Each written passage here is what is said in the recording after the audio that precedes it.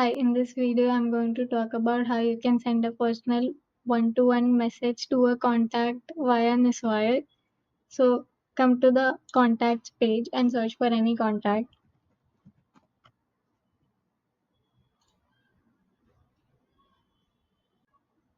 Once you open the contact, navigate to the NisWire CRM action drop-down menu here as, as shown. Click on Actions, click on Send a personal message.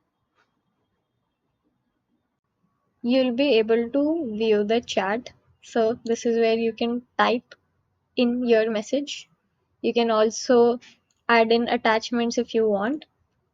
And you can also select a user from whom the message will go from.